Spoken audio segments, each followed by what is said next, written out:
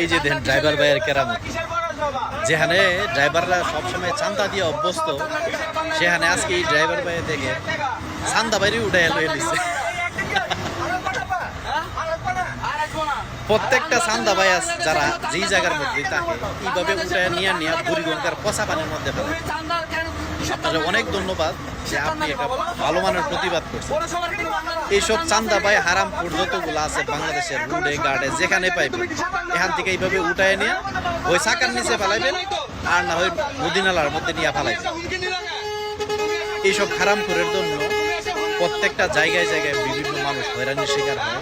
একটা গাড়ি নিয়ে বের হইলে ওইখানে হয়রানির শিকার হয়, রাস্তাঘাটে দৌড়া দৌড়া টাকা পয়সা রাখে।